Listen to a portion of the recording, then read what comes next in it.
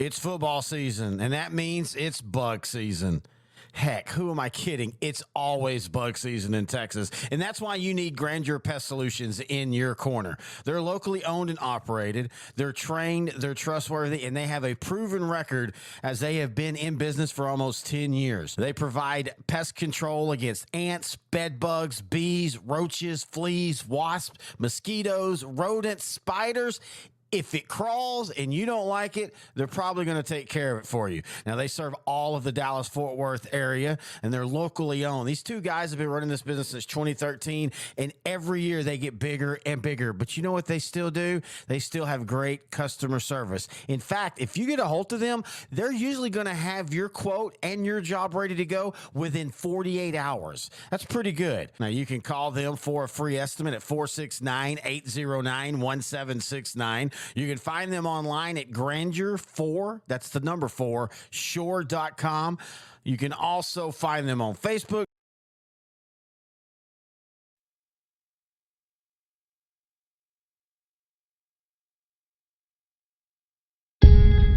This is the draft day Browns fans were waiting for. Sonny, I hope you're listening. You run this team. You're the general manager. You can fix it. Hey, Tom. Hey, Sonny. Sonny. Every year, someone comes out of this looking like a donkey. Can you hear me? Yeah. Good, because tomorrow I got a feeling it could be you if you don't make this deal. Let's talk about the draft. I need you to make a splash, Sonny. If you can't do it, then I have to do it. Just to be clear here, you're threatening to fire me, right? Your job is to coach a team I give you. They do it different in Dallas? Yeah, they do. They win. A lot. How is it that the ultimate prize in the most macho sport ever invented is a piece of jewelry? We talk football? We can always talk football. I just want the team that I want, one time. You see things other people don't see. Rewind that back to the start of the play. That's one of the things I love about you. All that matters is what you think. Write your own story, Sonny. I want this team's future back. Let's get busy. Draft day, history in the making. 224 young men are about to become players in the National Football League. Bo Callahan, he's the surefire slam dunk #1 pick. Trade me. I'm going to do what's best for the team. This is the draft analysis we've all been working on for the last 2 months. Just made a trade with the Seahawks. Sonny, that's our future. You sold a cow for magic beans. How does the entire world already know about this, Mom? Because I just tweeted it. You're on Twitter? You're not. I love having the #1 pick. I hope that you would. The Cleveland Browns are now on the clock. It's go time, boss. You've gone rogue. Who are you going to take? What's happening? Who you picking? You son of a... I need 5 minutes, and then you can fire me. I got Tom Michaels on the line. Sonny, are we trading 6? I quit, Sonny. Don't quit. See what I do from here. You're going to like this. The football world is in shock, wondering what exactly the Cleveland Browns' Sonny Weaver Jr. is cooking up here. They're not going to believe what's happening. You make this deal right now. Say it with me. An absolute stunner. Okay, screw it. No more offer.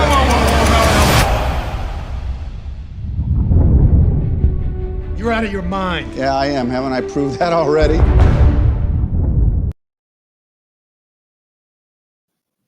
Oh, that still gives me goosebumps 10 years later. Why are you so small? There we go. And that was some off the rails production to begin things. Hello, everybody. Terry Bennett and intern Noe, the pro commissioner. A little bit different tonight as we swing into our movie side, our pop culture fandom, but also, again, it's a sports movie as we're going to talk the 2014 classic draft day. So first off, how you doing, brother? I'm doing pretty well, man. How are you? Oh, I'm doing well. So you and I, we were hanging out when this came out, and so we knew all about it, and we were all excited about it and everything. What was your first thought? And, of course, we'll get into a lot of the behind the scenes and some of the clips and stuff like that. But can you remember just your first thought when you first saw the trailer of this movie? Yes. Far-fetched. I mean, I knew it was going to be Hollywood ups, but I like Kevin Costner. I like Dennis Leary. I don't know if I liked Jennifer Gardner that much, but it was enough good actors in there. And I like David Ramsey and Tom Welling from CW shows. Arrow and Smallville, respectively. So it was enough for me to want to watch, and it's sports related, so I can't knock that. How about you? That was the biggest thing was it was sports related. I mean, that's, not that I love Kevin Costner, but to be fair, I love Kevin Costner for a lot of it because of his sports movies and things like that. But I remember us talking about it. I remember us thinking, okay, are we going to get good Kevin Costner sports movies? And we'll talk a little bit because I think one of his sports movies that compares the most to this, I kind of feel like it kind of fits the same style, or at least it kind of fits how people view this movie. And that's for his baseball movie, For the Love of the Game. I like it. I think at times it gets a little weird. And just like this, it tries to kind of pigeonhole a love story inside of a sporting event. But at least that one made a little bit more sense because the whole part of this, I don't know, have you ever seen For the Love of the Game? Yeah, that's where I think he's a Tigers pitcher, and he's in the midst of a perfect game. And during the game, he kind of recaps, or they go back to, issues going on in his life, family stuff, whether he's going to quit. This is the movie, right? Yes, that's the movie. Yeah. It was a really good movie. I liked it. I thought it was better than I expected it to be. Well, I had read the book. Now, the book is way different For the Love of the Game. I don't want to say it's way different. It's got a lot of the same ideas where him and his woman have broken up, and in his mind, this is his last. He feels this is his last game, and he starts warming up, and it's just the ball's flying that day. It's popping for him, and he's feeling good about himself. Well, in the book, what he basically does is, as he's discussing in his mind everything, you also see him rebuilding a wall. When he had torn his shoulder, the doctor had said, "Here's some good rehab," and so he, it was a little bit more in depth stuff like that. I thought the movie itself, John C. Reilly as the pitcher, I thought was really, really good. But Draft Day kind of fits into that one too, where I don't think nobody hated it when it came out, but it also wasn't loved. It was kind of just, honestly, it was kind of shrugged. Like, it was just, okay, that's fine. But I have noticed more and more, and especially when I started kind of doing research for this and we started trying to decide, the way I kind of decide what shows I want to put forth is on Bad Moves and a Drink is a lot of times I'll just research and just see how many people have been talking about it, because you want to find that sweet spot. You don't want to be the only one talking about it, but you also don't want to be, the millionth person in the last month to do a video on it. And so I found a really good balance, and I started listening and watching these people, talk about it, and a lot of them had a lot of good things to say about the movie. And they felt that, for the most part, it's a fine movie. Now, you and I rewatched it Saturday, because you came over here to do some monthly shows, and we decided to end the night watching it. And you and I have seen it many times together, and we've seen it. I've probably seen this movie now 10 times. You've probably seen it 6 to 8 to 10 times as well. What did you think watching the movie Saturday? What were your thoughts on it? I forgot the amount of I like the movie overall, and I think I like it the more I keep watching it, replay. But the one thing I picked up this last time was I kind of really felt bad for Jennifer Gardner's character. She was, she had that scene where she was just talking about. Hello? No, I'm going. I'm seething. My view on this character, so I'm seething a little bit. I mean, she's a fine actress, I guess. She's not my cup of tea, but just the character, and it's very Hollywood, very stereotypical, like the one woman in an organization full of men, how she's having to fight, scratch and claw to get an ounce of respect, which is obviously commendable. It's just, I guess. The interactions with her and Dennis Leary, probably a couple of my favorite ones, just because he's who he is. He's kind of the same guy in every movie. Yeah. But I kind of like that rapport they had. Yeah, I will say this. I felt like him and Jennifer Garner had good rapport. I didn't like the character. It was so forced in there. Like, if you want to make it to where he has a woman and, and look, this movie's 10 years old. Everything is going to be spoiled, so just deal with it. But if you wanted to have this whole thing where you don't know until very late in the movie that the reason that they're kind of, they wake up to the day and they're kind of tense with each other. It's not too bad, but you can tell there's some tension there. You can tell they had a big discussion the night before, and you don't really know what it is. And then at the end of the movie, it's, oh, she's pregnant. Oh, okay, great. My only thing is, why did she have to also work in the football department? Like, that just felt so like, we're gonna give a girl a football part, and I'm perfectly fine with that. It's not a woke thing. It didn't make sense in the movie thing. Like, yeah. And when you say forced, that's basically me saying Hollywood. Yeah. There's a lot of stuff that gets Hollywood or forced into here to talk about topics current at the time and probably current today. Did she have to work for the team? No, but I guess in a way, maybe the director, Ivan Reitman, might want to show her level of competency, because, I mean, she's like what Meet and Kimes is on those shows she's on, basically the smartest person in the room. Yeah. And to be fair, on the football side, I thought Jennifer Garner's character was good. I will say that. I want to make sure, again, it's not that I just have a problem. Either have her be a football person and there's no love. It's just a day in the life of the NFL GM and an NFL front office and how it works during draft day, or make her the love of his life, but she doesn't have to be up his ass the whole time in the department. I would have preferred her just being a coworker there than the love interest. One, because, I mean, there's a noticeable age difference. I know they try to make light of that. I mean, of course, Costner colored his hair a little bit. He looks a little bit younger than his age at the time, which I think he might have been late 50s, if I'm not mistaken, by the time this movie aired. And I think Jennifer Gardner was about 40. There's a... Huh? Okay. Yeah. So I forgot to look for their ages. I was going to do that to begin the show, and I forgot. No, most of those old Hollywood movies, there was always a sizable gap in age, but it was normal at the time. Nowadays, I just don't. 60. He was exactly 60. He's 70 this year. Well, he was either 59, 60, or 61. Jennifer Garner is 52. 18-year difference, basically. 18-year difference. And to me, that always throws me off in modern movies, because it's more noticeable. To me, it's noticeable. It's the first thing I see. And that always kind of throws me off. So I would rather have her been working for the team than being a love interest.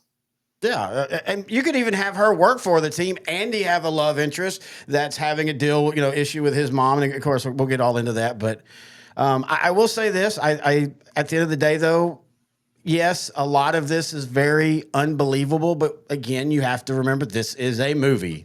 If it was really the behind the scenes of draft day, it would probably be really, really boring, because you're just sitting around until the day happens. Now, look, let me correct you there, because if you find entertainment in seeing a bunch of grown men having anxiety and sweating profusely, trying to make sure they got that draft pick correct, then that can be entertaining. Yeah, we're watching the Cowboy fans' life slowly sucks out of them year by year. I laughed audibly in the trailer when when Kevin Costner says, "What, do they do things different in Dallas?" And he goes, "Yeah, they win."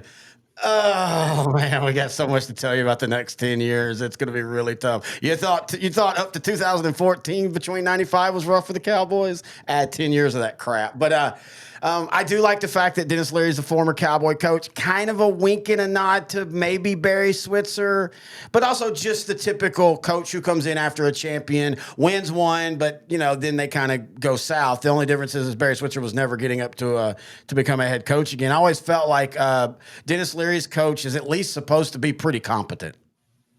Yeah, he has a modern offense he wants to install, and he seems like younger. He wants a modern. So that's one of the points that's confusing. He wants a modern offense, but he hates rookie quarterbacks. Like, he just assumes that all I have is 1 year with him. That's one of the knocks on the movie is, and we'll get into it. Hang on, sorry, I'm getting ahead of myself. I love this movie. This is one of the more enjoyable sports movies you can talk about because of what's going on. I think that's more of a wink and a nod to George Allen and John Gruden. Those two coaches were notorious for hating rookie quarterbacks. Now, Allen, he was the head coach for Washington back in the 70s. He just hated rookie anybody's. Like, he'd rather have 30-plus-year-old players, 7-8-year veterans than rookies. Yeah, that's a good point. And a lot of coaches do not like rookie quarterbacks. But my issue with that is it wasn't like it was like, okay, Dennis Leary, you get 1 year with this guy, you better win. I mean, okay, yeah, it might suck the first year, but you've got what's supposed to be in Bo Callahan, the star of all-star quarterbacks. And so, but anyway, he wants to be a modern, but then he's really pushing for a running back. So like I like that part. I like the fact that they're not making him go all in one way or the other. You can have a modern offense and do both things. It's not just you have to run or you have. So I do appreciate that, and I appreciate inside the movie. And Kevin Costner's a well-known sports fan. Dennis Leary is a well-known sports fan. I mean, Dennis Leary for years did the hockey thing where firemen versus cops for charity. And I mean, that got really, really big, especially right after 9/11 and stuff. And so they know sports. And everybody in the movie playing roles that talked football, even Jennifer Garner, they all at least sounded like they knew what they were talking about. Yeah, well, they must have had an NFL analyst or two behind the scenes, helping the producer, helping the writer, director say the right words when they're talking. And they sounded, I mean, they're really good actors. Even Jennifer Gardner, they're all really good actors. So they convey it, they say it properly. They know how to say it with the right cadence. So I did appreciate that about the movie. All right, so I just want to go with the first clip just because it's funny. There was what's his name? The former Charger GM was asked a couple years ago. Tom Telesco. About what was real about this movie. And I'll make sure when I re-upload this and go, because I'm going to re-upload it to YouTube separate from the live, because a lot of people don't know where to find the live stuff after it's been recorded. I'm going to put in a link his thing because it's really interesting. He doesn't really say a lot that's, he doesn't really push back against it as much as you think he's going to. In fact, a lot of the things he's like, yeah, okay, it's not exactly how it would happen, but that's kind of how it happens, in that kind of way. Hang on, I got to find it. Where did it go? Did it not upload? I might have to upload it real quick. Here we go. Let me see here. Again, we haven't done one of these in a while where I'm having to do live stuff. If for some reason it's not showing up there, It was a pretty good video. I will say that it was nice to see a real GM break down this movie, and it was kind of funny seeing some of his pet peeves. So it's kind of interesting to see what a real GM feels about this movie. I don't know why it's not popping up here. Well, hang on. You know what I'll do? I'm going to upload it over here to the right, and then as soon as it plays, or as soon as it gets ready, we'll be able to watch it. Let me see here. Who would you say is the greatest GM of all time? Now that I'm thinking about this movie, got me thinking about GMs.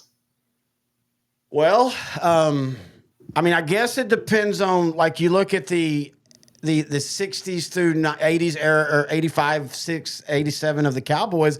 Who are you calling the GM? Is it Tex Schramm or is it Tom Landry? Because they both did a lot. Tex did all the paperwork and the salary, and then Tom did all the procurement of talent. Well, he had a lot of help. It wasn't just him.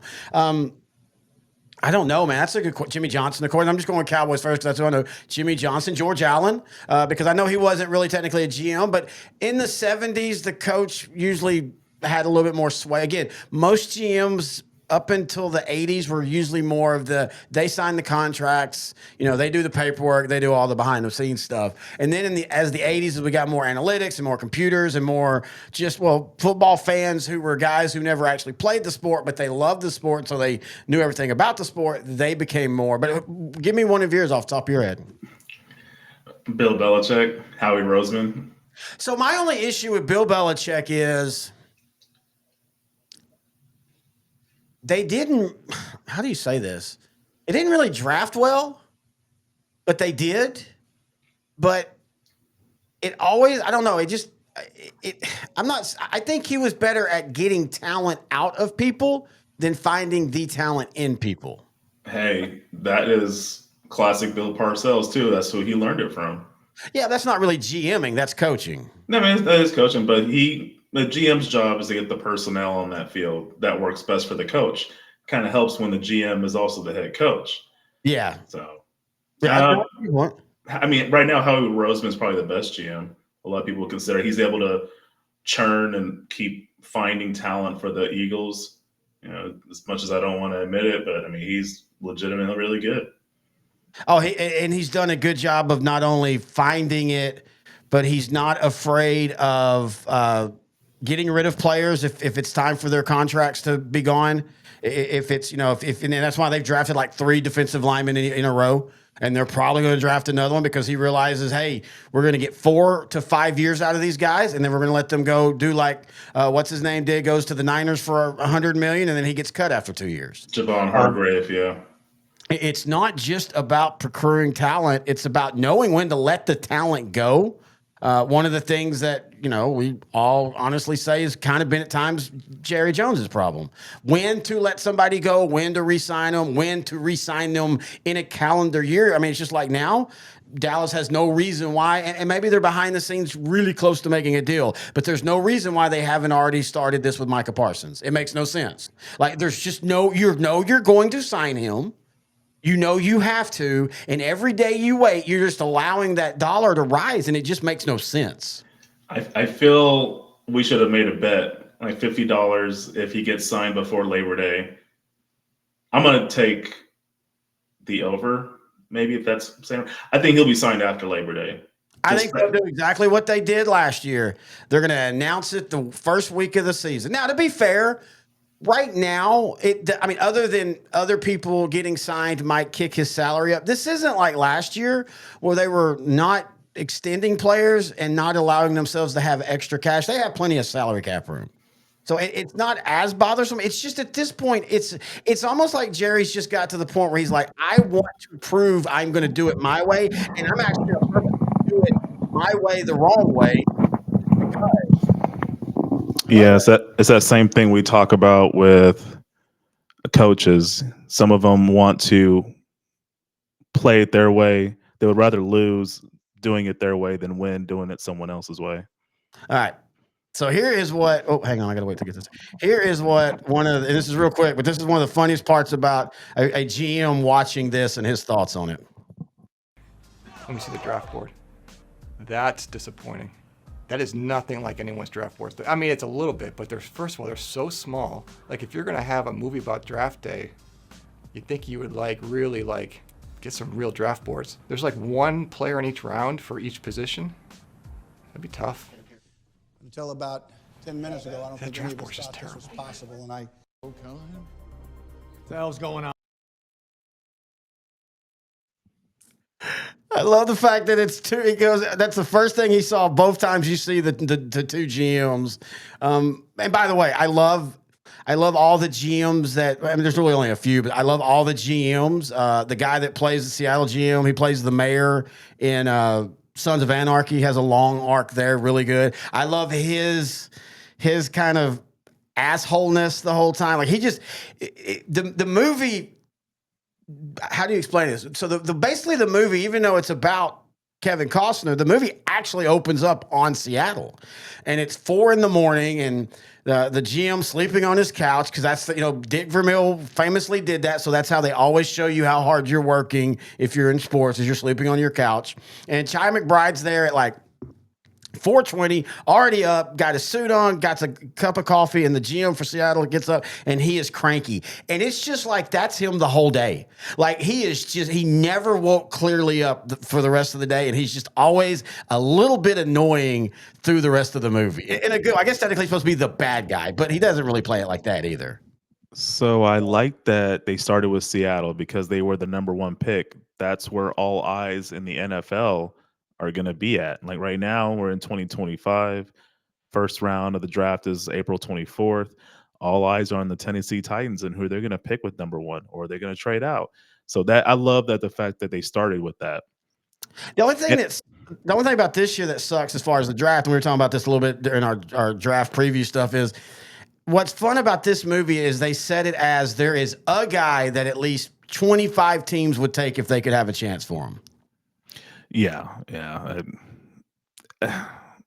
I kind of hope they kind of do a swerve and do a big trade, because I really feel Tennessee could get really good quick, but they would have to get a few more parts than just a quarterback. But be as it may, I like that part, but the only part I don't like, and I think it's because of when I was born, is the GM laying on the sofa. That's such an old school mentality to feel like you have to work 24/7 to do your job right. I feel like you're being inefficient and not doing a good job if it takes you that long just to make a decision, especially when you have the first overall pick. But I think that's more of I experienced that in the workforce too. The old school, Vietnam vet, they want to see you in your desk. They want you to be the first one there, the last one to leave. They want to see stacks of paper on your desk that shows that you're busy, that you're working. Old school, but that's still how it is now. I mean, it is it's different now. It's different now. Isn't it? Because I think people understand that, like, especially with paper, you don't need to have it on your desk. Well, yeah, but I'm just talking about like that idea. So I look at maybe like Micah Parsons now, and a lot of people are saying, "Hey, you need to focus on football. Stop with that podcast. It should be football 24." Fans have this weird view on sports. Like they think because you and I all talk about it every week and we live and breathe it, that means that if those athletes aren't asleep, they better be doing something that makes themselves better in the game. And of course. And this is no knock on somebody like Tom Brady. People like him perpetuate that because that's what they claim. Well, when I was playing, everything I did every day of the week during the season was to get better for that Sunday. And so I still think people believe that. Well, Tom Brady, like LeBron, like Michael Jordan, Kobe Bryant, Wayne Gretzky, they're all one of ones. That's not going to be the same for most of the other players in the NFL. Being a one of one, that's pretty lonely and boring. That is, you're very regimented. It takes a lot to just be that. And I think most of the people that complain online about that, I don't think they've really played much sports in their lifetime. Oh, I agree with that 100%. I agree with that 100%. All right, so let's start. I'm trying to think of where we're going to start at. Well, so the big plot of this is, again, Seattle technically is number one on the clock, but this is about Kevin Costner, Sonny Weaver Jr., a GM who apparently was very successful in San Francisco. They never say if he won a Super Bowl or not. He's not wearing a Super Bowl ring. Some guys don't wear Super Bowl rings of opposing teams when they're at a new team. It's they just how they feel. But anyway, he was good enough to where people thought he was a wonderkin. His dad is legendary, Sonny Weaver, the head coach of the Cleveland Browns for a long, long time. Apparently, in this world 2 years ago, Sonny Weaver Jr. comes over to take over as GM of Cleveland. I guess, it doesn't really say if they had two bad years or one bad. They don't ever really. Obviously, they had a bad year, this recent one, because he fired his dad. We'll talk about that in a little bit. Well, he actually fired him the year before, but he fired his dad, and they have a very high pick, even though they don't want the number one, or they're not going for the number one pick. The problem is he has an owner who is very much it's Jerry Jones. If Jerry Jones somehow still allowed his GMs to actually be GM, then this is Jerry Jones, because he basically tells him, you have to make a splash or I'm going to fire you.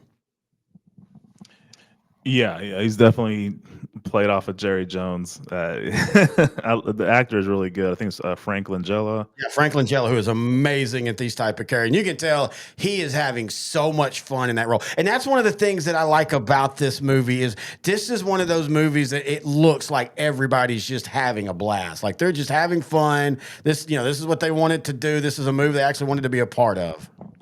Yeah, and he's wearing shades the entire time. I think, him playing a angry owner it kind of suits him. And we'll play a video here in a little bit when it gets later to the movie where he's showing his full anger. I was going to say, so this is year 3 for Sonny as GM, but last season, the star quarterback Brian Drew got hurt early. So that was one of his complaints. Like he couldn't really see the fruition of his draft picks because last season Drew got hurt, which hurt the team, and that's why they kind of tanked. Yeah, that's kind of it's inferred, and it's also inferred that even after he hurt his knee, I guess he was on a 2-year prove me deal. And the way it felt like, and you know how many times you've seen this happen in sports, it felt like year 1 went really well for Cleveland with Sonny Weaver Jr. as the GM, and Drew had a great year, and everything was going good, and then he gets hurt. Sonny fires his dad. that's another side plot, which it's weird. I don't really mind that family side plot being a part of it. It's kind of funny the way his mom rails on him and stuff. But basically, he fires his dad, and everybody in Cleveland is just shocked. Again, kind of going back to I still a reference of Dallas, a legendary coach who maybe was at the end of his time anyway. In this show, really, because the guy dies before the year is out. But kind of like the Jerry Jones firing Tom Landry. There's just, and I know I'm a Cowboy fan, and so non-Cowboy fans are saying, "Oh, you are just projecting." This movie felt like somebody wrote it at one point to be about the Dallas Cowboys. Yeah, I mean, even Dennis Leary's character, he was a former Cowboys coach who won a Super Bowl. So that is definitely be like someone like you and me. Okay, the Cowboys did win a Super Bowl recently. This makes me happy. Well, again, I love it that do they do things different in Dallas? Well, yeah, they win. But I mean, not even just that he was actually a Cowboy, but again, the firing of a famous coach who had been, obviously in this world, the Cleveland had been very successful for a very long time. And then the owner being a lot like Jerry. I really wish they'd have made it where he was like just bought the team. That would have made it even better. Like this is his first ever, and maybe that's one of those things that got lost on the cutting room floor. That because it felt like he was it felt like he didn't really know how to do things. Like he's just bouncing all around, and like when he finds out. So anyway, so Seattle says, "Hey, Sonny, well, Chi McBride and the GM are talking and saying we need to find a fool. Again, we need to figure out how to get. We want Bo Callahan, but man, if we could get somebody to take these." Give us a few first rounds, we'll trade that. And I love the fact, though, that their fan base is very much wanting Bo Callahan. And so I actually sometimes enjoy the Seattle part of this more because that feels more realistic. It's, okay, man, that's supposed to be a generational talent. We haven't found anything super wrong with Bo Callahan, but we also, for some reason, nobody feels really comfortable drafting Bo Callahan. So if we can find somebody that'll bite and we can rebuild our future without Bo Callahan, but have more picks, let's do it. I sometimes enjoy the Seattle side more. Yeah, I really enjoyed the fans outside the team facilities with signs and yelling. And it really reinforce the fact that the GM was on a hot seat to produce a winner, to draft the right person. In the fans' mind, it was Wisconsin quarterback, Heisman Trophy winner, Bo Callahan. Well, it's always good. I mean, fans are always going to want the shiny toy. Yeah, that's just how that works. Even in today's era where I think fans are smarter about drafts and player, we all can do the same research that GMs basically can. We can watch the same films. We can do all that stuff. And so I do think we're in a better in football personnel intelligence, but you still want the shiny new toy. And that's always going to work. So the movie switches over to Sonny at his home. He's got something in his hand. It's obviously a little piece of paper. He writes something on it. He puts it in his pocket. I always, now after the end of the story, I always wanted him to open it up and go, "Oh yeah, I'm a dad. She's pregnant. I forgot about that." But he writes something down. He goes downstairs. Him and Jennifer Garner again have this obvious kind of little tension going on. They're talking back and forth. But I do think the movie does a good job of making you just think, oh, they're tense because this is either the beginning of him keeping his job or this will be the first day of the last part of his job. And so that they do a good job of hiding that. And so he's driving to work, and then Tom Mitchell, the GM for Seattle, calls him and basically says, I want your first. I want your first this year, your first next year, and a third. That's actually not a bad draft. That's not a bad swap for the number one pick if you've got a guy that people think's a generational talent. And Costner or Sonny says, well, let me think about it. And he calls back, and Tom Mitchell, for whatever reason, they just decide to make him be a big asshole. He says, you know what? We're going to go a first, and another first. And Sonny goes, well, that's not what you said 30 minutes ago. And I love the line of, well, we live in a different world today, Sonny, than we did just 30 minutes ago. And he agrees to the trade. But again, he literally was told by his owner, if you don't make a trade or make a splash, I am going to fire you. So again, this movie puts all this pressure on him, but at the end of the day, it's the owner that's forcing this hand. Which the owner can do because there's no pressure on the owner. The owner is going to be there no matter what. They own the team. The GM has a lot of pressure because Sonny wants to manage this team the way he wants to, but he's getting pressure from the head coach to get someone he might not want. He's getting pressure from the owner to make a big splash when he doesn't really want to do that because he feels like he has to build this team. So that was a good way of showing a lot that was on his mind, on top of the relationship issues, on top of them keeping it a secret because she works there, and on top of the fact that they're expecting a baby. So I really felt the movie did well going into his psychosis. Yeah, I agree. Again, that's one of the things I think this movie does really well, the cerebral side of it, his thought process. Kevin Costner's a wonderful actor, and he does a really good job of having his emotions under control, but also you can tell what he's thinking. It's why he's so great at what he does. It's why he's so great, like in movies what I call where you're the singular guy, where the camera's focused on you 90% of the time, like he was in Bull Durham, even though it does side shots of others. But like the Wolf movie, it's really him for half the movie. He would have done good as Wilson in Castaway. Because him and Tom Hanks has that ability. They do it in different ways. Tom Hanks does it over the top, but still concealed. And then Costner's just very slow and methodical, but you see the thought process. You see him as he's starting to think. So anyway, they agree to the trade, and here comes our first scene where they talk about. I'd like to congratulate you. I asked you to make a splash, and you did. Is everybody still there? Anthony, how do you already know about this? What can I tell you, my boy? It's good to be the owner. I'm about to board my plane. I'm heading for New York.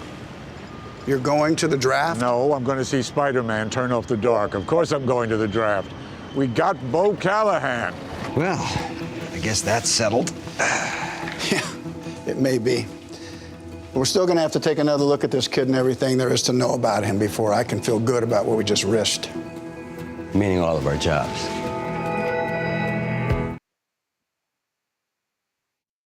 I mean, every GM risks every coach's jobs every draft.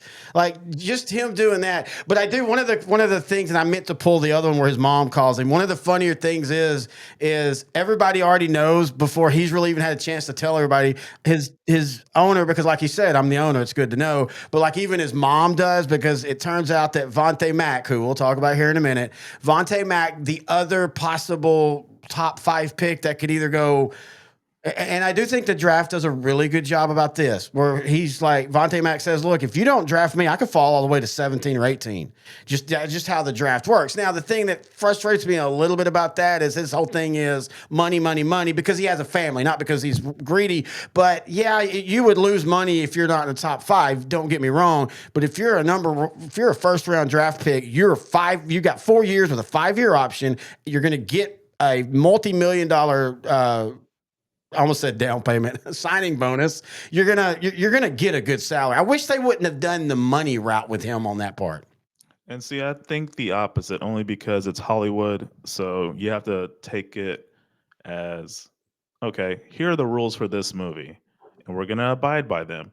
And as you'll see later, when Seattle, well, we'll talk about that later, but they save a few $1 million because they get a certain player at a certain point in the draft. So at least they're consistent with that. Now it does. I just realized something. They're not. Well, he was outside of the top 5, but I don't want to spoil anything. But yeah, he was outside of the top 5, so there's a money savings there. No, but I just realized a bad plot hole. It's a simple numbers thing. So they get the first round. First thing you do, okay, so we've seen Jennifer Garner, blah, blah, blah, blah. And then all of a sudden, oh yeah, she's also the salary cap coordinator. And he's like, will this mess us up on the number 1 pick going from 7, and it's 7, I think, going from 7 to 1. How is that going to hurt us? She said, that's about a $1.7 million. Well, we can figure it out. Then when Seattle in the exact same spot, Kevin Costner says, look, you still get the guy you want, and I'm saving you $7 million. The numbers don't add up. They should have fact-checked that. That should have been the same number or close to the same number. So now I got to rewatch this after we finished our podcast today. Okay, we'll be back in an hour and a half, everybody. Y'all just stay right here. But no, I just thought about that. And again, I know salary cap numbers, but I do think that's kind of a funny little thing they have in there. But anyway, so again, it's Vontae Mack, versus Bo Callahan, with a running back also in the discussion, but we'll talk about Ray Jennings here in a little bit. Let's talk about Vontae Mack. Vontae Mack, played by the late great, very sadly late great Chadwick Boseman.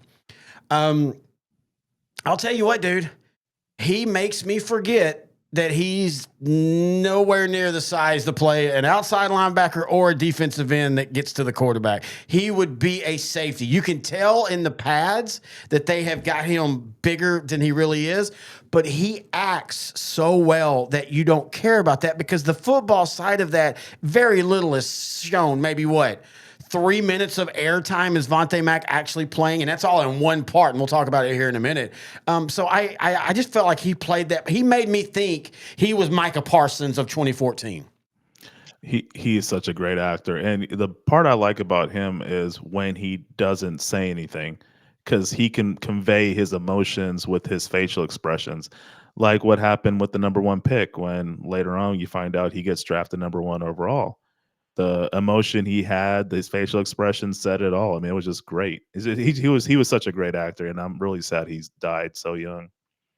Oh, it's one of those things that I hate to say this, but I always forget about it until I'm watching something with him or reading something about him or anything like that. And it's just like, oh yeah, him and Anton Yelkin, the two guys that I think would have led the way in Academy Awards over the next 25 years. Both of them die young, both of them tragically. Boseman of cancer. Yelkin of a freak accident where he was unlatching the gate to his house and the Jeep had a bad issue with popping out of gear, and it basically pinned him up against the gate and it killed him. Just so weird. And then the way Chadwick Boseman hid his disease so nobody knew. You and I were talking about that. A lot of people forget that picture of him. A lot of people were making fun of him because they didn't realize he was sick. They thought he was just like trying to lose weight, whatever. And then it literally, like, I still remember, I can't remember who messaged who, but I know neither one of us believed it. Like, we kept going, no, wait, what? Like, yeah, we heard he'd been sick, but everybody said it was just a stomach parasite or something. That's one of the stunning deaths of the day. Yeah, I think it was the same year Kobe Bryant died, but just later on in the year. And I had the same reaction. I was like, what? No. Wait, what? No. So, They yeah, died? I don't know why. I think they both died in 2020, if I'm not mistaken. Yeah, he died in 2020, yes. Man, Kobe Bryant, I don't know why. Kobe's one of those that I don't remember. Like, I can never remember the exact year. It feels like it was I remember it because it was a month before the pandemic started. It was in February. Yeah, that was February. See, that's one of those things in my mind, though, and I'm probably just like, getting Paul Walker. I think Kobe Bryant's been dead way longer than he really has. I actually remember. So you sent me that message, and you were like, I think there was a helicopter accident. Yeah, my daughter sent it, and I was like, nuh-uh. Like, because Timber at that time she sent me some links that were just not real. And I'm like, nuh-uh. And she's like, no, Dad, this is like on TMZ. This is on ESPN. And I looked at you, and the reason I didn't believe it is because you hadn't told me yet. And so, breaking news we send to each other. 9 times out of 10, we're literally sending at the exact same time. That's how nerdy we are, folks. We've literally sent the same message at the exact same time. But yeah, so anyway, so he's Vontae Mack. He is a great player. He is, again, very much what you think of a defensive end, outside linebacker, emotional. Sometimes that hurts him. Sometimes his emotions gets in the way of his game and all. But he's very, very confident. And basically, well, here we go. This is him talking to an NFL GM. That ball you want to take? Take just a second. That there's a mistake. Callahan's a poser. Yeah. And what do you know that every scout and coach on earth does not? I know we got sacked 12 times last year. No, it was 11. It was 11 times. Yeah, well, 4 were mine in one game. Yeah, I remember. I saw your highlight reel. I also remember that he beat you. Watch it again. Don't watch me. Watch him. Watch me sack him 4 times in one game, then watch what happens after. And so where did I go? It went away. These things go weird sometimes. They end up going into the, by the way, that's one of the things that you and I pointed this out, but one of the things the GM pointed out is you're not scouting a guy on draft day. No one watches film on draft day. He said, you have your picks, you have your when things go different picks, you have your plan Z picks. You don't have you're not running back into the, oh my God, wait a minute. Let's look at this tight end. Well, go run the film on him. Let's see. But I think they're just trying to show in one day what a scouting department has to do and the things they go through. And so he tells them to watch the film. And so this is, I can't tell if I like this or not, but there's this. Oh, man, that is sick. He absolutely bull rushed that right tackle. Bo didn't even have a chance. Yeah, I got to give it to the kid. He's got a wicked first step. See what he does on the next play. All right. Speed kills. Look at that. Yeah, look at that. He gets frantic. My favorite thing about rookie QBs, they get frantic when they think they're going to get hit. Although I got to give him credit. Barring those 2 plays, he was brilliant. He threw 4 TDs, including the last one to win it. Take us down to that. Yeah.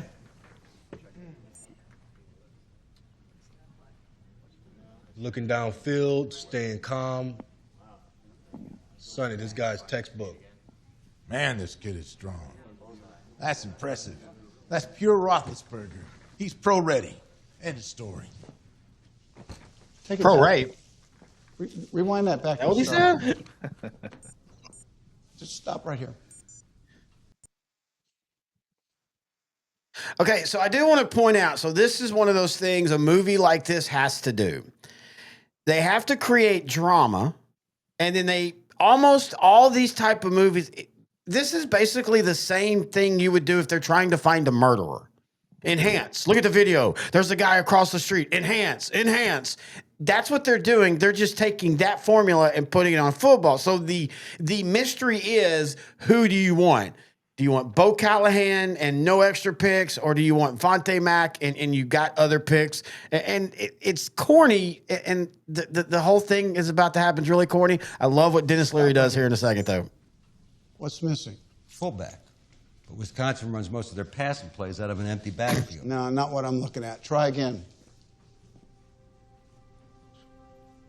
Where's Vontae? You know what, Sonny? I think he got ejected. He got ejected from the game? Yeah. For what? Yeah, in the third quarter, after he stripped the ball from Callahan and scored that TD, he gave the ball to a fan. Right. When he got flagged for it, he went nuts, touched the refs, so they threw him out. Right. Bonehead move. Let's see that. How do you find that in search? Player kicked out.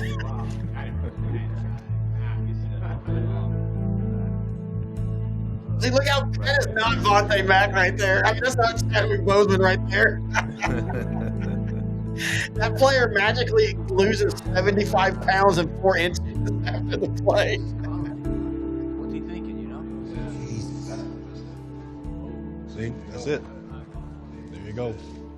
He's showing off. I love Dennis Leary right here because this is real life. He's about to play. I'm waiting for it. It's not some girl. It's not some girl, guys. That's his sister.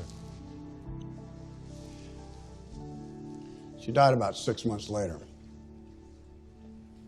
Who friggin' who?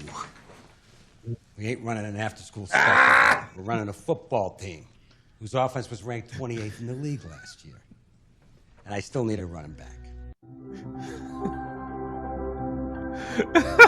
I mean, that's a realistic what a coach would say. Yeah, that's really sad, but well, I mean, life sucks. Well, I mean, it's just really weird that that's the whole thing, and then Chadwick Boseman. But anyway, so they're slotting that Dennis Leary is his enemy. Like he's the inside. So again, on these type of movies, you got to have a multi-level. You got to have your outside adversarial, and then you have to have your inside, your inner confines. And so you kind of feel that maybe Dennis Leary is not real big on this, and in fact, he kind of proves that later on when this happens.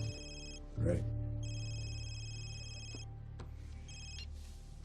Hi, Mom. You sold a cow for magic beans. What? You could have stole I love ratings at this. 7. How does the entire world already know about this, Mom? Because Vontae Mack just tweeted it. He tweeted it. Yeah. So did you notice something in the trailer? He says in the trailer, they show this part and he says, "How do you know, Mom?" And she said, "I tweeted it." Oh. In the movie here, they say Vontae Mack tweeted it. Now, and we always know movies have trailers that don't like. There are scenes from the trailers that don't show up in the movies. Oh, But all the time. Yeah. A lot of people don't realize that. And then they'll be like, "Well, what happened to that scene?" I mean, a lot of times you'll get a trailer that the storyline in the trailer isn't even close to what the movie, and not because they're trying to purposely hide it. It's because trailers get made early. And also, a lot of people don't realize the director of the movie, unless he's one of those that like has control of everything under contract, they don't do trailers. That's a whole other department. Like you have famous people that are known for the trailers that they put together, and they're the ones that just pick what they want to make it look good and everything. And so I just noticed that. But anyway, here we go. Browns trade for number 1. Sorry, Cleve. You get Bo. No Vontae. Dumb move. You're on Twitter? You're not. I'm sorry, Sonny. Is this a bad time? I gotta go, Mom. This is the draft analysis we've all been working on for the last 2 months. I'm coming. They have a really good side story with the assistant, but I don't really. yeah, so I will say the intern is probably one of the few that Sonny loses his cool with. Yeah, kind of mean. Yeah. He's a stereo. I mean, no one's gonna ever really hire an intern and have him sit next to the GM right before the draft, but it's Hollywood again. But yeah, he was one of the few, and he was like the stereotypical young person there, getting bullied by the seasoned individual. So, but there's a good story at the end with that.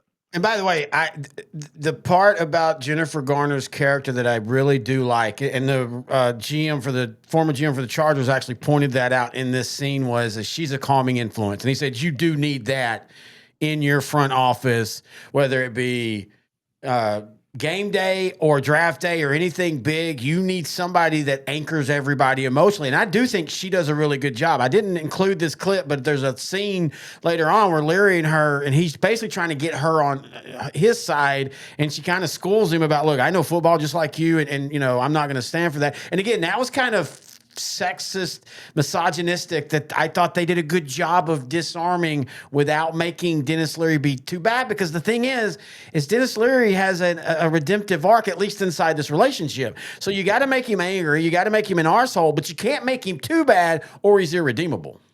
And I think with Leary's character, he's just very honest. What he thinks is what he says.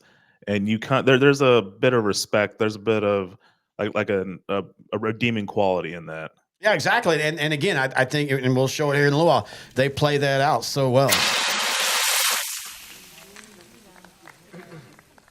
Can I get you gentlemen some coffee? Love some. Light and sweet, honey. Thanks. Yeah, I'm not getting you idiots anything. I like her.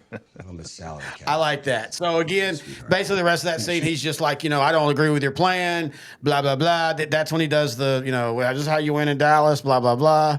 But it makes perfect sense why Sonny's not really revealing what he's trying to do, because as you can see, if anything gets out, it's being tweeted, it's being submitted to the owner. So Sonny can't even be upfront and honest with his own head coach, because he's worried that something's going to get leaked, and he needs as a competitive advantage. I really like that view. I've never thought about that. I always thought it was more of he still didn't even know what he was doing. Like at this point, this is not what he wanted to do. He didn't want to trade for the number 1 pick. He felt like he had to, and now everybody hates him because he did it. But I like your view too, where he's like, no, I can't. That'd have been a really good scene if it had been like he goes to say something like, look, I have a plan. What is it? I'll tell you later, or I can't tell you right now or anything like that. So anyway, remember we were talking about the quarterback. They already have a quarterback. He's established. He's hurt his knee. Well, then, of course, now everybody knows. And I'm just going to say, don't make Superman mad. That's all I'm going to say, because this is what's going to happen. You're just going to walk away? Come on, Brian. Don't listen to Coach. Don't leave. I know what's going on here. Then just compete with him. Beat him out.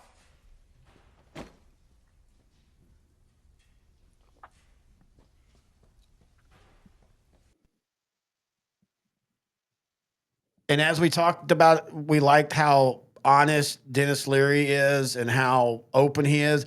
I really love how the GM talks to the quarterback right here. Go ahead. Oh, so well, yeah, I do because this is Tom Welling, who was Superman in Smallville, like you were mentioning. Yeah, I'm upset. Well, I don't care if you're upset. If you're upset, call your agent. All right, let him have this conversation. That's what he's there for. No, Sonny, you're going to talk to me man to man. You owe me that. I owe you? I drafted you. Your dad drafted me. No, Drew, I drafted you. I may have been in San Francisco, but my dad wasn't even looking at you until I told him to. Yeah, and when your knee crapped out and no one wanted you, I still extended your contract. I think I even gave you a raise because I believed in you. Then why pick Callahan? You know why. Then trade me. I'm going to do what's best for the team. I've been in this league for 8 seasons. I've been to the playoffs. I know the system the Penn wants to run, and I know I can make it work. I busted my ass this offseason. I set the bar high. I'm in great shape. I feel 10 years younger. I'm telling you, man, I swear to you, the best thing for this team this season is me. Are you finished? No. We'll get finished. And then get back to work. If I trade you, I trade you. If I don't, He kind of looks smaller from his do Superman yourself a favor. days. Worry about Brian. Don't worry I about think he looked bigger. And definitely most Because this takes place 3 years after Smallville ends. right now. Yeah, Brian. I think he has I'm more working mass here. now.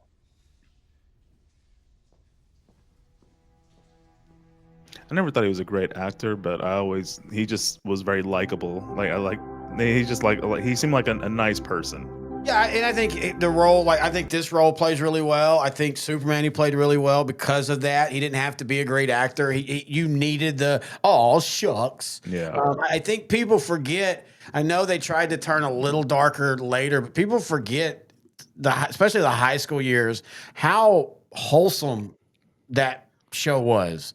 Like, it was the opposite of Buffy, but they both worked that way. Like with Buffy, it was a female figuring out not only killing things, but high school and sex and things like that. And here in Smallville, he played that all shucks so well. Like, it just, I'm not even, this, I'm not a big superhero guy. I love that series, or at least the high school years. After that, it kind of got long in the legs. But the first 3.5 years of that show, yeah, they're dated sometimes. You gotta remember when that show started, the special effects are really goofy, but I think that adds to the charm of it. Yeah, I feel so too. And I really think they probably should have ended after season 4, after they graduated high school. But the only thing that made me keep watching was when they introduced Lois Lane. And I thought she was really good, played by Erica Durance. I think she was probably one of the better Lois Lanes I've seen in all the genres of Superman, whether it's TV or movies. So now he's at this point where, let's see, there's also the Ray Jennings. I'll show the Ray Jennings here in a little bit. It's Terry Crews is basically I always joke that Terry Crews is Ernest Biner if he hadn't fumbled. He's a Cleveland legend. Cleveland loves Ernest Biner, by the way, but you know what I mean. I always imagine Sonny Weaver is Marty Schottenheimer. If Marty had never left the Browns and he'd have stayed the whole way, that almost tracks to when he left the Chargers and all that, a few years in between. And so I always felt that, Terry Crews was Ernest Biner. He didn't fumble. They win a couple Super Bowls, and his son is now available. And his son is Ray Jennings, a very talented back. Played by Arian Foster, current running back for the Houston Texans at this point in time. And to be fair, I said this Saturday when we watched it, and I say this every time. I forget that's him. That's how good he does. You don't ever go, oh, that's a pro guy playing a part. He plays it well. Like, he's perfect. But Ray Jennings I like how this movie never quite says exactly but apparently he had some issues. He got in a fight. He might have beat some ass, and it was probably for the right reason, but he got in trouble. And they do a great job of, that's how these players get treated. You can't make one damn mistake. If you make one mistake to some of these people, they will get rid of you in a heartbeat. Like, they don't even care. So that's the part I was going to say. It's my favorite part of this movie which is probably the more accurate part of this movie, is where they talk about the mental aspect of drafting a player. You want to know what's inside them. If they have the want, the desire, will they be a head case? Will they get in trouble when they become pro? Because most of these guys are all Americans or all conference. They all have the size, the speed, the build, the talent, but you need to know the what's in their head. Like, do they really want this? Would they make the sacrifices needed to be a pro? And I think all these little conversations, talking to Bo Callahan, talking to Jennings, that kind of explores that in a way that I kind of like, and I think it's almost pretty accurate compared to the NFL. Oh yeah, I think it's 100% accurate because again, they see a couple things that they have issues with and they just jump on it. And I'm trying to load one right here where it's kind of talking about that. Give it a couple minutes to upload and make sure it plays. But this is so again, we've heard a little bit about Vontae. You haven't really, and I forgot to pull. We do have to mention this. I meant to do this and I totally forgot. One of the and you can't help this because this was 10 years ago. And it really sucks because I think he plays a pretty good part. But one of the people that is in this movie is Sean P. Diddy Combs. And all the jokes now and all that. And I am so sorry I let everybody down because I forgot. I wanted to download a P. Diddy thing and just have some fun with it. But I just forgot about it. But yeah, that's why won't it not show me on that? So Hang on. we should have started loading this podcast. What now? We should have started this podcast with a disclaimer. you might slip and fall in baby oil.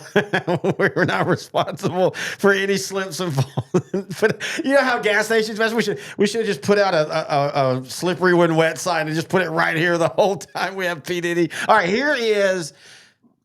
We've heard about Vontae. We've heard about Ray Jennings. What about? Wait, where did that go? Oh, okay. What about? And I'm using the general manager's cut on this because it was just easier to find. But here's that He scene. didn't know about the $100 bill, Sonny. He lied. All right. So what he's saying there is, well, you go ahead and tell it because you tell it well. This is basically the Jamarcus Russell story. Yeah. So Jamarcus Russell, he was the number 1 overall pick, I think, in 2007 by the then Oakland Raiders. Yep. As part of what you do with the draft pick, you send them the playbook, have them go through it, and then you talk to them about it. Well, they asked Jamarcus Russell, and I think it's the same thing, but correct me if I'm wrong. They asked Jamarcus, "Hey, so did you see the $100 bill that was in the book?" And Russell basically said, "Oh no, oh yeah. Now I remember you had it. Yeah, you put it in there. You got me. That was pretty good." And he kind of just like kept up with the lie, and they basically copy and paste that into this movie. What Tom Telesco, who you have shown here, he was the former GM of the Chargers, like you mentioned earlier. He doesn't reference that, but the movie does. Yeah. All right, here's this. So, do they end up drafting this guy? Whoops. Or no? Yes. Oh, okay. God, I hope not. Okay, so one thing about this is stepping outside this show. I watched that series. That series is basically experts in something talk about a movie that's about something. The thing I don't like about this one though is it's obvious they don't show him the whole movie.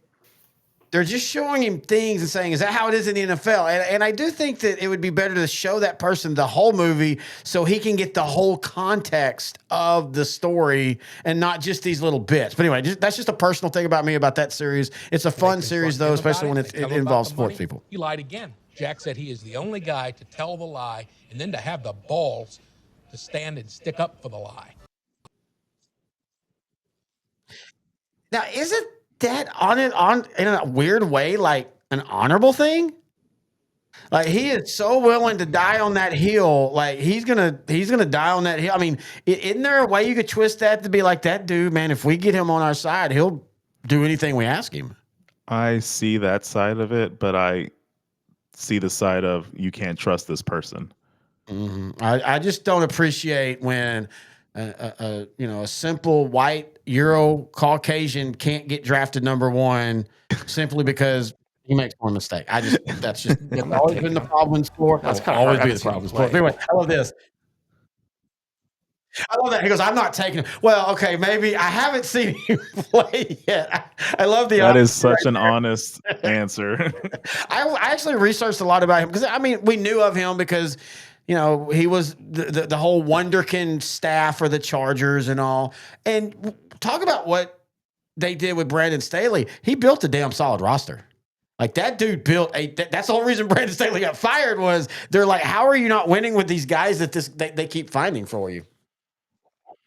I really feel bad for Telesco because he had such a great reputation. I mean, he's only like 52 years old, 53. He had a great 15-year run with the Colts as a scout, and he kind of moved up, left there in 2012 to go to the Chargers, and he was there for 11 seasons. I would say the only bad year he had was 2023, and he got fired, and then he couldn't replicate his success with the Raiders last season. He got fired there too. So it's been a bad 2 years for Mr. Telesco, but I wouldn't say that should negate the 25 plus years of excellence he had as a scout and front office. All right, so we've employee. gone through the day. We're gonna have to do this one on a share because this one did not load like it was supposed to, but that's okay. We can screen share. We get to draft day. What is Sonny gonna do? And this is the first pick. This is what starts the craziness of this. And to me, this is when the show gets really fun. Whoa, here we go. The show gets really, really fun, but here we go.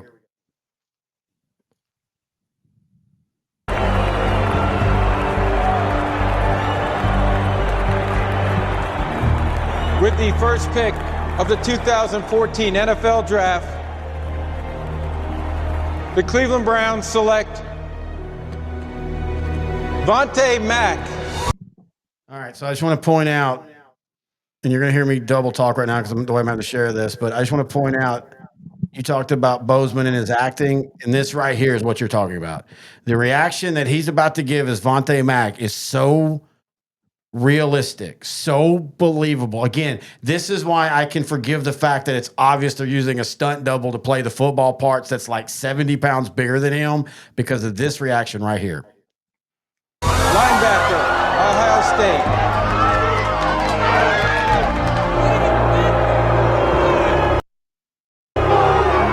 All right, so everybody's unhappy except for, of course, Vontae Mack.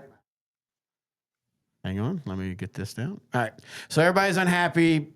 It's Vontae Mack. And to be honest with you, at this point, I can still remember my first feeling of this is like, I'm not understanding where this is about to go. Like, okay, he just took Vontae Mack, so what happens then? And then, I don't care if it's believable or not, the last 35 minutes of this movie is where this movie wins me over every time. I know it's not believable. I know you're not in any way trading 3 picks, going to get them back, even though nobody talks about you still ended up giving 3 number 2s away. So you better hope that Drew doesn't get hurt. So there's a bit of luck here because the next few picks, they're not going to pick a quarterback. So if Bo wasn't going to be picked first overall, he was going to slide. They also make another good point. Is, hey, you're right there. Great job by them knowing how football works. Again, they showed that earlier when Vontae Mack said, look, if you don't pick me at the time at number 7, I might drop all the way to 19. And he even says it because teams have other needs. And just like that, you're right. They need to go. But there's also the other thing they get right. Everybody's like, holy crap, why did they just do that? Why did they? And it sometimes a bad draft pick, I mean, this turns out to be technically a good one, but in the moment, a bad draft pick can completely freak everybody out to where they don't know what they're going to do. And that leads to me, my favorite scene. I love you, Jacksonville, but my favorite part is this right here. That's wrong. Jacksonville had some recent GM issues for the last going into this years? podcast. Hang on, let me get through it. I mean, seriously, that's a problem they just keep on having. It doesn't go anywhere. Here we go. About what? What's wrong with Callahan? Why is everyone passing on him? Why did you pass on him? I told you we like Vontae better. Damn it, Sonny. I'm about to be on the clock here. Please. What's wrong with Callahan? Can I be frank with you? Yes. Frank with you? Yes. Whoops, sorry. I think he's a bust. What? How? Why? I don't know. Gut feeling. To be honest, Jeff, it's a character thing for me. But look, I have other needs. So if you want to make a trade for 6, I can make that happen right now. You want 6? Who are you taking? I can't tell you that, Jeff. The question is, do you want to make a trade? Because if you're not sold on Callahan, you can still come out of here with a handful of draft picks. You look like a seasoned pro, and everybody wonders what you're up to next year. I don't know. I want to point out that's a good job of an older GM taking advantage of a younger GM, but also pointing out he's right. In this, I really wish they'd have done a better job with the draft because they do such a good job of having Chris Berman and all them on there. They needed more visceral reaction to, oh my God, they didn't take Bo Callahan. Oh my God, why would you trade up? They but make it a bigger thing. And then everybody's going crazy. Arizona doesn't pick him. Denver doesn't need a quarterback. So here's Jacksonville. And Jacksonville, yeah, they don't get Bo Callahan, but Sonny Weaver's right here. You look smart. You sit back, you take draft capital that you're going to use this year, next year, and year 3, and you look like the seasoned vet. So he took advantage of him, but he also gave Jacksonville something that they needed. No, Sonny. Look, Jeff, every year someone comes out of this looking like a donkey. Can you hear me? Yeah. Good, because tomorrow I got a feeling it could be you if you don't make this deal. Look, everyone else has a reason to pass on Bo Callahan. You don't. Give me 6. Give me 6, and I'll give you our second-round pick this year and our second-rounder next year. Do what? Oh, that sounds awesome, Sonny. What am I, a jerk? I'm just spitballing here, Jeff. 2 number 2s for the 6 overall. I'm not an idiot. I give you ones, I but love that. I'm dealt just them. spitballing it. Speaking of, the coach that you can barely see him in the screen, I want him because he trained Arrow. I'm just saying. I want him to be my strength and conditioning coach. Just making that. That is David Ramsey, who played Great Diggle role. on Arrow. He was supposed to be loosely based off. He was actually supposed to be John Stewart, one of the Green Lantern, and they played into that in the last season. I was gonna say I should have told you this earlier, but when Kevin Costner or Sonny Weaver says, let me be frank, I thought of the Jaguars GM there, and he looks kind of like Lawrence Frank, who was a former or maybe current basketball head coach at the time with the Nets, or maybe before this. Right. But there's an uncanny resemblance. That is right. One of the best defensive head coaches going on. One of the best schemes. But yeah, you're right. Jesus, the clock. I know Denver hasn't picked yet, but they will any second, all right? Shit, Sonny. I need more. Tell me. What is the very best that you can do?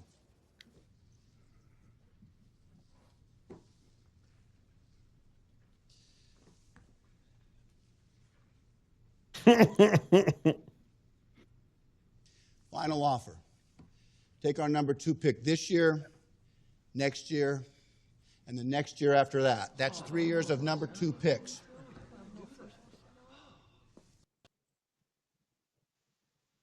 Is that enough for a top 6 pick? Because he's not trading him a first round. They're not flipping first rounds. So it's not like he's getting a first round and 3 number 2s. He's only getting 3 number 2s.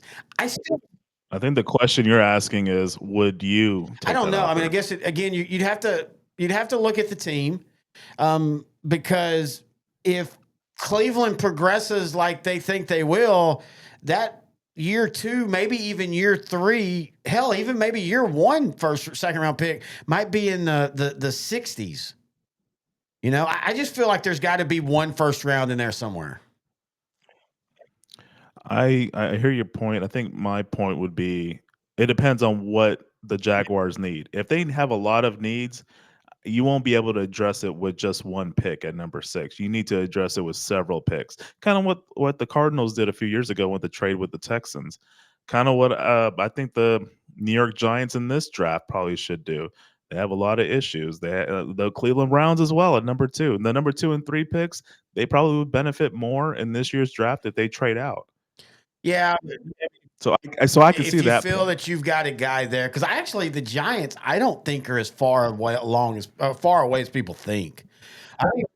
their defense is better off right now than their offense, but I mean, they could use another pass rusher just to make it more dominant and mask some of their secondary deficiencies, especially after Xavier McKinney left. But I really like the idea of getting extra draft picks to build a roster of competent starters. All right, here's the rest of the scene.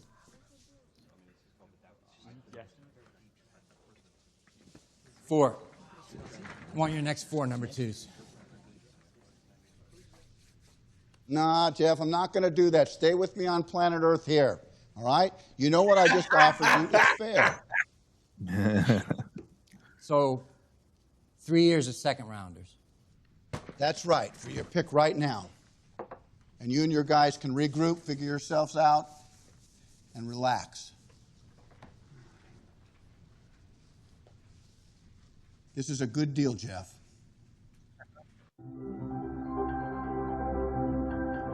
I love that. I think that's really well acted. I think it's really well shot. That's one of the things you and I don't usually talk about this, but this movie is basically an action movie with very little action. So you got to make these scenes where these general managers are talking to each other. You got to make them intense, and you've got to figure out a way to do it without being too I don't know, over the top with it. And I think they do a good job. Again, this is where I think this movie doesn't get enough credit. The acting between these, and let's also remember, these people are acting on phones. So, like, I didn't know this till today. The Vontae Mack earlier, when he said, Bo Callahan was sacked 12 times, and then Kevin Costner said, well, it was 11. That was a mistake by Bozeman. He was supposed to say 11. He just said 12. He just had the number wrong. And so when they read it off to Costner's character, actually, it was 11. That's great acting right there. And I do think, and maybe it has to be for people like me and you who went to a draft. We're nerds this way. I think the action in this is so good and it's so tense when the general managers are going at each other. I love how the Jacksonville Jaguars general manager, he was over the top with how nervous he was, but he's trying to play the role of a young GM who kind of in over his head a little bit and doesn't know what to do and wants to impress this first draft. I thought the actor did really well in that role, and I don't mind the over the topness of it. I think it was kind of perfect for that scene. I agree. So they get the pick. They then again shock the world because here we go. They could do Bo Callahan, you still look good. You got to pick back. You got your defensive cornerstone. You got your quarterback. I mean, in theory, if they just take Bo Callahan right here, the Cleveland Browns, even giving up extra first rounds and extra second rounds, you still feel good about them. You've got your cornerstones for 5 years. You ain't got to worry about them. And then the beautifulness of this movie is this right here. Give me Tom Michaels on the phone. Tell me you didn't just do that, Sonny. Tom Michaels. Wait, are we on the clock? Tell me you didn't just do that. We just got the number 6 pick, and no, we are not on the clock. Denver is on the clock. Okay, so we got 6. Who are we picking at 6? Rick, can you get Marvin on the phone now? Okay, let me get this straight. In the span of one day, you have managed to burn through 3 years' worth of number 1 and number 2 picks. Is that correct? Yeah. I quit, Sonny. Don't quit. I can't coach a team that doesn't have a future, Sonny. That's the way it works. I got Tom Michaels on the line. Sonny, are we trading 6? Will everyone please just shut up? People, please, can I have a moment of... And here comes your favorite part about the hit. People, please, can I have a moment of goddamn silence while I do my job here, okay? Look, don't quit, all right? Just let me do my job here. Right? Just let me do this. Don't quit now. If by the end of the night you still want to quit, then quit. Just see what I do from here. Your show, Sonny. Tom Michaels is holding. You son of a bitch! Anthony, I need 5 minutes, all right? 5 minutes, and then you can sign. See? You are a dead man. Mr. Molina, look at me. Look at Again, her character does a wonderful job of diffusing it without making her be some badass. She's just real quiet, like, look, just let him do his work. He's working right now. Let it go. But I love the Dennis Leary and him coming together because one of the issues I have with this movie is he is the GM, but apparently he's not happy who the head coach is. Mr. GM, that would have been you that hired him. Like I feel like there should have been, and maybe there again. You never the scripts we see are never the scripts that were. Maybe in that point at the beginning where Frank Lagella's threatening him, if he just said, "You've already you went past me and you hired a coach I didn't want, and now you're telling me to," but. Technically, he hired this guy, so technically he should like him. But anyway, I love this part because this is great acting by everybody. Tom, it's Sonny. Jesus, Mary and whatnot. Do I owe you a thank you, Weaver? Thank you. Texas goes on the clock, and I'm one more crazy shit show from insanity. Can you imagine scoring 3 first-round picks and Bo Callahan? Lord God, let that infant John Carson screw this up. It's Jeff Carson, Tom, and he doesn't have the pick. I do. What? That's the oh my God, got you moment. I love that acting right there. It's me. Yep. Bullshit. The Jacksonville Jaguars have made a trade. The Cleveland Browns now have the 6th pick and are on the clock. Sonny, what'd you give her? No time for that. I'm on the clock. I'm going to pick Bo, Tom, unless you want him more. And if so, let's make a deal. We still have Bo Callahan? What the hell's going on, Sonny? Everyone thinks there's something wrong with a kid, but you don't. All right? You've done your due diligence. You're about to pull off the move of the century, but you need my pick to do it. So make me an offer. You've gone rogue. You've gone renegade. Yeah, that's right. That's exactly right. I could have gotten Vontae at 7, but instead I trade up with you just so I can get him at 1. Jesus Christ. You were right about me, Tom. I am a crazy man, so come on, take advantage of it. What are you waiting for?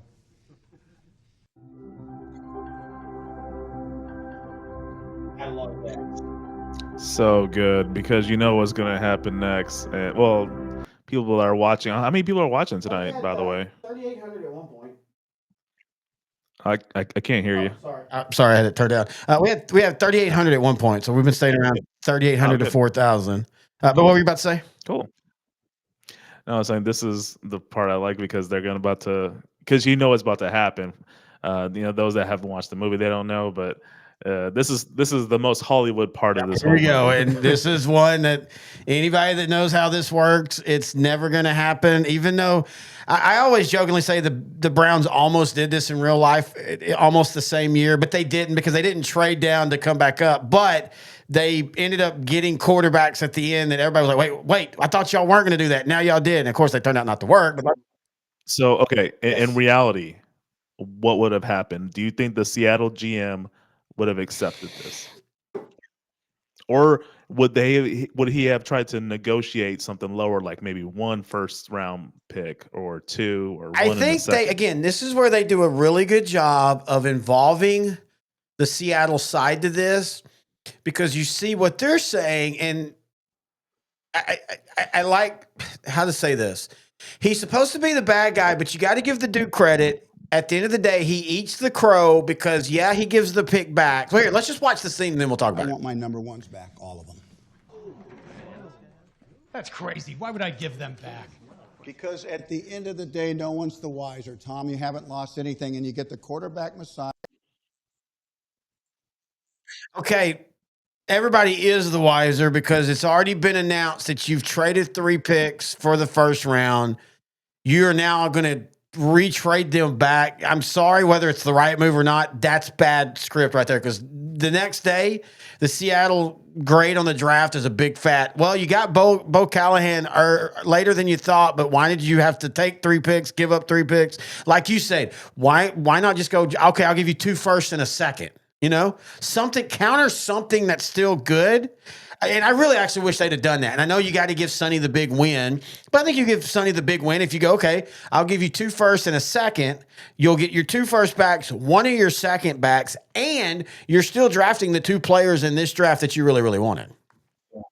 So my theory behind this is, you remember what we talked about earlier with the fans outside the team facility?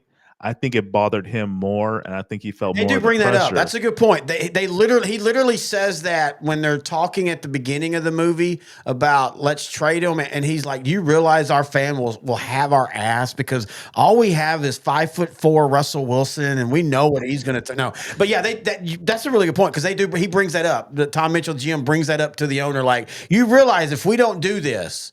Everybody's saying we're making the most, the biggest colossal mistake we could make. But I like the reasoning. And this is one of the things, again, I go back to the Jacksonville GM. Kevin Costner is, he's cocky and he's arrogant. He's got the win here, but he literally gives them good advice. And it's coming up right here. And there's the owner right there. Like, what? Wait a minute now. That's a great.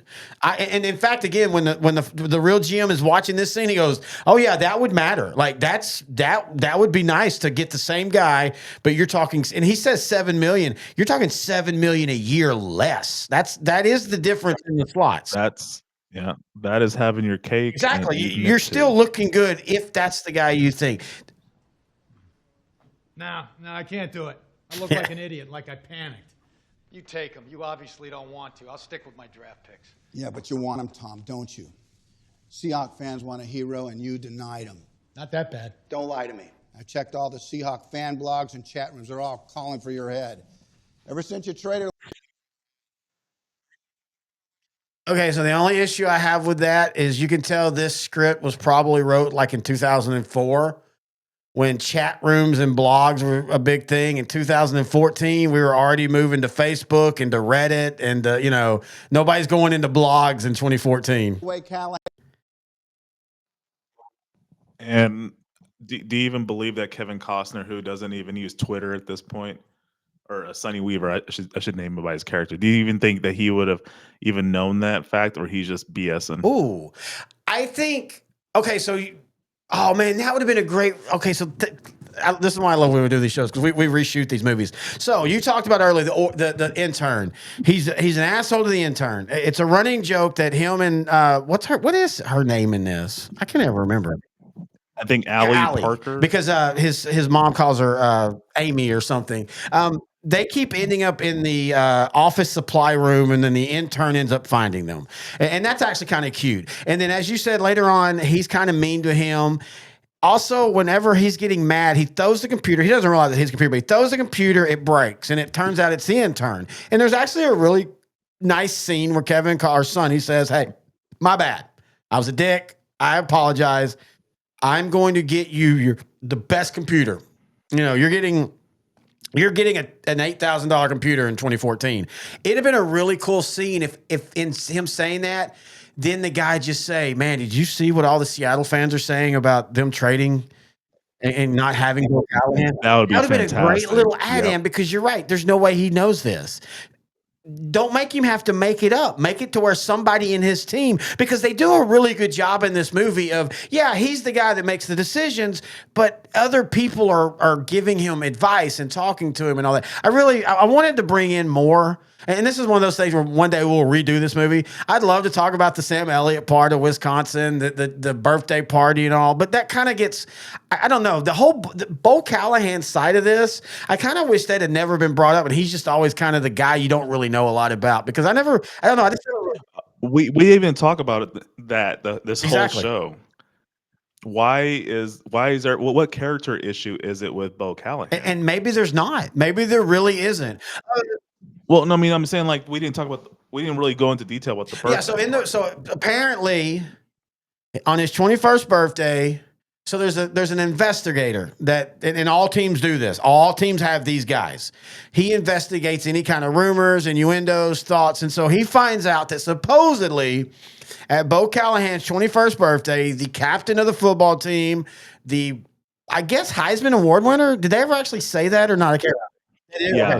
Heisman Award winner, probably took Wisconsin to at least the championship game. Nobody shows up for his birthday. Well, you also find out, at his birthday, things kind of got out of hand, and some younguns who probably weren't legal enough to drank, and they all basically scramble before the cops could get there. And they do a really good job of the detective telling Sonny that, and then Sonny calling the Wisconsin head coach to verify, and the Wisconsin coach is like, what do you think's more plausible? The fact that nobody showed up to the captain of the team, Heisman Trophy winner Bo Callahan's party, or that the cops said, hey, we realize now we just busted up a bunch of people being a little goofy, no harm, no foul. We're just not going to report anything. It is, and I mean that is major, and it's surprising that they found out on draft day. Again, they find out a lot. And I will say this, as far as we see Bo Callahan, there's nothing. He's perfectly seems like a nice guy. Like, and so is his agent. Well, I was gonna say it's P Diddy, but they do a really good job when he's not the number one pick. He kind of reacts, and P Diddy grabs him and throws him out of the draft room outside. Says you cannot react. You have to you're gonna have to sit there and you're gonna have to take it. And again, we all know that that's basically a reference of Aaron Rodgers. Yeah. That's literally everybody knows that story now. The Aaron Rodgers draft night, he sits there. That's why now they try not to get anybody. Though I think the NFL purposely always brings one guy in who might fall because let's be honest, that is compelling TV. But I thought P Diddy the agent did a good job of saying don't react. Yeah. So the 2005 draft, it was between Alex Smith and Aaron Rodgers. San Francisco had the number one pick. They chose Alex Smith. Rodgers didn't get picked again, or Rodgers didn't get picked until in the 20s, I think, by the Packers. So yeah, 24, and it was a lot of it was just simply that was one of those years where a lot of teams had their quarterbacks, or at least they thought they had their quarterbacks, and whoever didn't get picked out of the first one was going to fall that far. That was well known, and then the cameras just set in on him. And now I don't care, but back then I actually felt bad for him. Now I'm like. Asshole. But I think this movie does a really good job of you never see Bo Callahan be an asshole. Bo Callahan is a mix of Aaron Rodgers and Jamarcus Russell. Yeah, I guess apparently so. But I thought they did a good job of, again, not demonizing that guy. Like you could have made it to where you see at the end where he's just truly an asshole, or he's just that. I like the fact that that's very open ended. That he's probably a great quarterback and he's probably gonna do great things. We just want him. But anyway, got to do this. I don't care. Yeah, you do. You and I both know it. I have the golden ticket now, Tom, and if I give it to you, you get to save Seahawk football in Seattle. About. Give you number 2 picks. No. No. I want there we go. See? All of them. I want all 3 years of this team's future back. That's not fair. Well, you want to cry about it, Tom, or you want to make a little magic before the clock runs out on both of us? $7 million cheaper solves our salary cap problem. We're still going to give the fans what they want. Okay, screw it. No more offer. It's off the table, Tom. I'm taking Callahan. Whoa. And again, that's reference to it. I meant to. That's the one thing, man. With some of these movies, we don't want to just show clips the whole show. But this is one of those movies where you honestly could just show clips the whole show and talk about him. The beginning, he's eating pancakes, and he offers. At that time, it was 2 number ones and a third, that's actually a really good. That's a fair for the number one pick. And then Kevin Costner says, well, I don't know. Let me think about it. He calls me back 30 minutes later, and he famously says, well, that's a different, I said it earlier, that's a different world we live in now. And I love how quick Costner turns him on this. All right, you have a deal. I'll give you your picks. We have a deal. What else do we need? This is just being a petty MO at this point. Like, this is just being a dude that, and again, Tom Mitchell was kind of a dick to him. So this is Sonny Weaver Jr. flopping out the old football penis and going, I'm going to whop you over the head with this. Special teams. Putney. Get Putney. Yeah, David Putney. I love Dennis Leary's look there. Hello? Sonny? I'm sorry, that deal's now off the table. What? We live in a different world than we did just 30 seconds ago.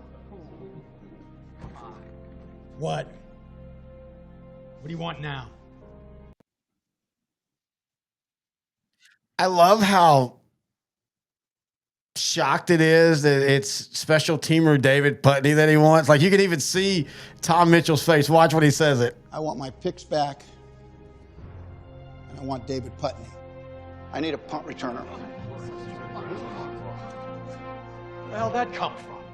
It doesn't matter. I want all my picks back, and I want David. I wonder if he's goddamn like Devin Hester good or something like That's that. what you and I were talking about, like Devin Hester or a Billy White Shoes Johnson, or maybe more of a, well, they say returner, but also maybe a Bill Bates-esque, a guy that you put on special teams. Oh, what's the guy now for him? Is it Goodwin, somebody like that you just, he's going to lead the team in. CJ Goodwin, yeah. Yeah, he's going to lead the team in special teams tackle every year. Okay, before you hit play, I will say Seattle still makes out well.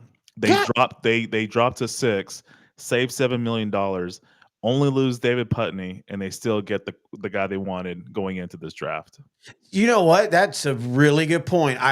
You forget that the 3 first rounds they're giving back are the 3 first rounds they didn't have at the beginning of the day anyway. All they lost was David Putney, and they saved $7 million. And they still got Cal. Feel like it. Exactly. Good point. Yeah, I am. Haven't I proved that already? You make this deal right now, Tom, and you get Bo Callahan. Say it with me. You get Bo. Come on, Tom. Say it with me, you pancake-eating motherfucker.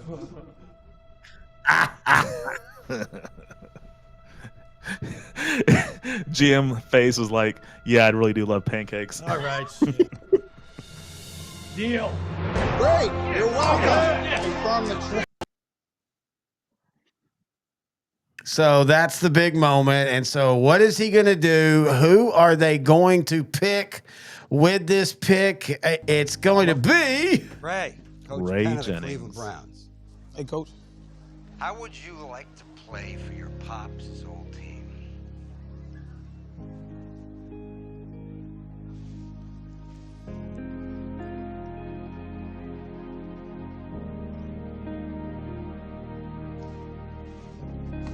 Gonna be a Brown. I mean, to be fair, you didn't answer him. What if the coach is like, he didn't answer? He doesn't want to be a Brown, folks. Let's just play the big back route. This scene is too emotional for the lack of them being in the movie. There's literally one other scene where Kevin Costner, or sorry, Sonny Weaver Jr. calls Ray Jennings and basically says, hey, he basically gives Ray Jennings backstory. And that's one thing this movie does well. They give this exposition inside the story without somebody just saying, well, and there's this other running back. He calls the guys. He calls Bo Callahan. He calls Vontae Mack. He calls Ray Jennings. But this scene is way too emotional for the lack of time we're giving this story. Yeah. You just go with the fact that the father was a Hall of Fame player for the Browns. The son is a superstar running back, rookie going into the draft. So it's kind of a sweet story, kind of like with Joey Porter and his son, Joey Porter Jr., who's a cornerback for Steelers. His dad played for the Steelers. But this should be like one of the bigger plot lines. Manager Sonny Weaver Jr. took 1 pick in the first round, the number 7 pick. He sprinkled it with fairy dust, wished upon a star, and somehow he turned it into not 1, not 2, but 3 potentially impactful players for his team next year. 1 pick. He took a chance. He went with his gut. He took his guys. Make no mistake about it. The Cleveland Browns are his team now for sure. This is the draft day Browns fans were waiting for. Sonny Weaver Jr. pulled it off. When you were like, I want all my picks back, and I want David goddamn Putney because I feel like it. Like, how did you come up with that? I was pissed. Aaron, look at who we have right now. Let me break it down. Vontae Mack, the guy who plays with more passion and inspiration than anyone in college football. He's a Brown. Ray Jennings, the running back the Browns have needed for years. A return man to help out on special teams, and Riz, just like we wanted, Brian I want Drew to back see at Yeah, I want to see quarterback, Putney too. where he I do love the belongs. scene where I don't even wanna Bozeman hear about hugs Bo Callahan. If he Sonny thinks Weaver Callahan's because a bust, who am I gonna argue you with could that? see like He there's a turned love, there's nothing like a into family big bond time there. something. Yeah, that's one of the things I don't think they This is did. a day Again, for one of the Cleveland. negatives, I think it's supposed to be ensued that Vontae Mack and him, they clicked. Whenever they were doing draft meetings or whatever. And again, the end of the movie, I went ahead and reboot, but the end of the movie, he pulls out the paper and he had written Vontae Mack. I really would like to have seen either a flashback where they're meeting during the combine or at some point, or referencing of, like, this really hurts, you wouldn't pick me. I thought that's a really good point. Again, that's one of those things that you just don't know what gets left on the editing floor. But I unabashedly love this movie. I've always loved it. The more I watch it, movie, or is it a good movie? I mean, man, that's a good point. That's a good question. Is it a good movie if you're not a football fan? Can you watch this movie and enjoy it? Possibly.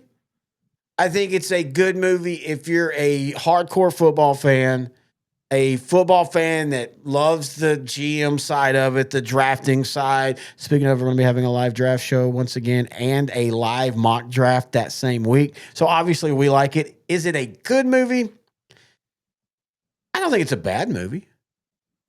I think there's things you can like if you don't like football, but I think you got to like football to really get a lot of the hardcore stuff. What are your thoughts?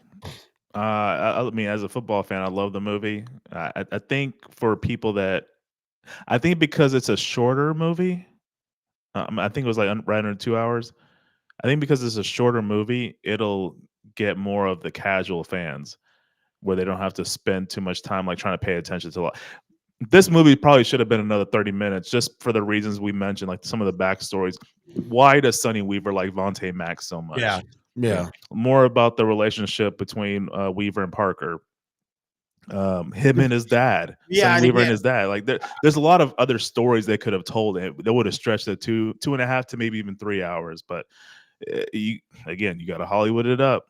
I think they went the right way in going shorter. This is a movie that literally is just about a bunch of guys that call each other to propose draft trades to each other, then take those proposals and go and talk to their people and then call them back. And they make that as fast paced without getting too goofy.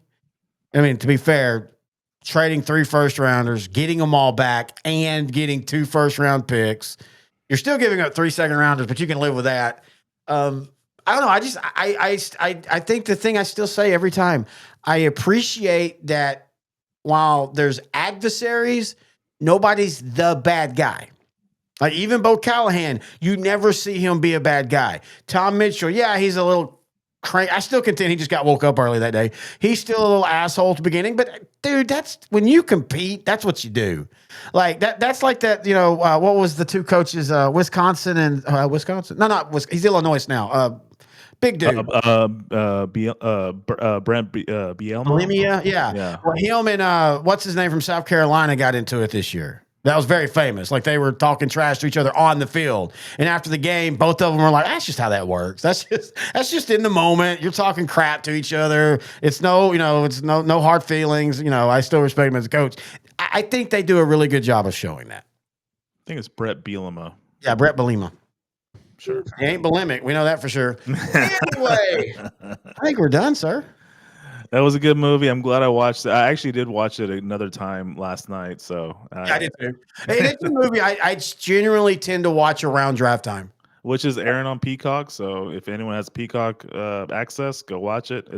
It is definitely worth the time to watch. I agree. And again, especially if you're a hardcore football fan or just a sports fan in general, I think it does give you. I think it does give. And again, that the real GM even said, he goes, no, this isn't perfect, but it does at least give you an idea of trades and how random trades can happen and how you think you're doing this for 3 months and then a week before the draft, not the day of the draft, a week before the draft, you get a curveball and you have to kind of go, oh crap. Well, let's now look over here. All right. Anything else you want to say?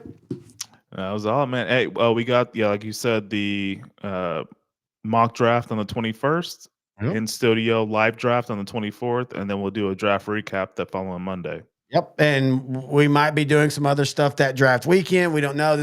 We've been building into finally being a bigger part of the draft because you and I are big draft guys. But it's intimidating when you start trying. Oh, we have our daily draft previews. We just dropped Cleveland on Facebook Reels.